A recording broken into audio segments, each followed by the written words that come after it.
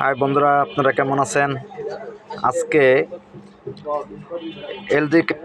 LCD টেলিভিশনের একটা পাওয়ার board নিয়ে আলোচনা করব। এটা হচ্ছে 32 ইঞ্চি নন স্মার্ট টিভির পাওয়ার বোর্ড। এই পাওয়ার বোর্ডটার মূল যে বিষয়টা, এটা হচ্ছে এই জায়গা দিয়ে পাওয়ার ঢুকার পরে এই কয়েলটা হইয়া এই ক্যাপাসিটার যেটা ফিউজ আছে এটি হইয়া এই ডায়োডে আসে। এই ডায়োড হচ্ছে এই যে 4 পিনের ডায়োড, এই দুইটাতে এসি ঢোকে।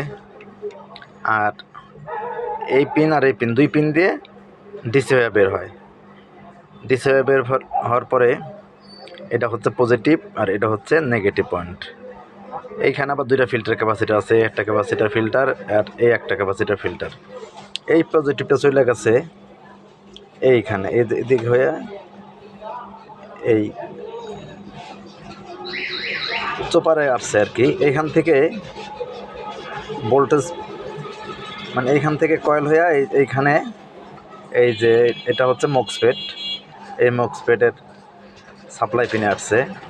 আর এই মক্সপেটের যে অসিলেশন ভোল্টেজ দেওয়া হয়, এটা দেওয়া হয় এআইসি থেকে। এআইসি থেকে ভোল্টেজটা মক্সপেটের এই পিনে যাওয়ার পরে যখন রিমোট দিয়ে আমরা চালু করি, রিমোট চালু করলে এটা অবশ্য চালুই থাকে, এটা লাইন দিলেই চালু থাকে।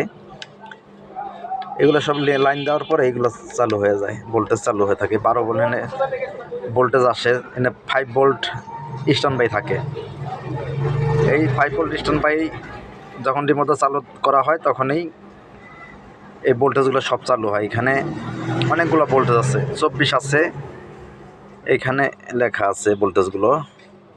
24 আছে, 12 আছে, 5.5 আছে, এরকম আর কি। অনেকগুলো 3.5 আছে, 3.5 আছে 2টো, এরকম আর কি। ভোল্টেজগুলো মাদারবোর্ডে যায়। মাদারবোর্ড থেকে যখন রিমোট অন করা হয় তখন টিভিটা চালু হয়। আর ওই যে লাইট জ্বলার জন্য যে ভোল্টেজটা দরকার পড়ে, ওই জ্যাকটা হচ্ছে এই জ্যাক থেকে ব্যাকলাইটে ভোল্টেজ যায়।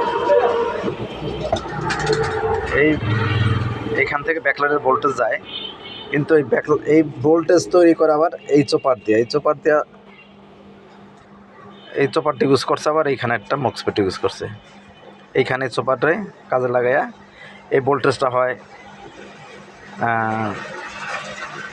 কত 40 ভোল্টের মতো হয় আর কি, 40 ভোল্টের মতো হয়। এইখানে যে লাইটগুলো থাকে সেই লাইটগুলোর ভোল্টেজ অনুযায়ী আর কি, মানে ওই লাইটের ভোল্টেজ অনুযায়ী এখানে ভোল্টেজ তৈরি করা হয়, কত ভোল্টের লাইট লাগানো হয়েছে, এইভাবেই আর কি। এইভাবেই এই এলজি টেলিভিশনটা চালু হয়। বন্ধুরা, আমার ভিডিওগুলো ভালো লাগলে লাইক, কমেন্ট, শেয়ার এবং ফলো দিয়ে এবং সাবস্ক্রাইব করবেন। ধন্যবাদ বন্ধুরা।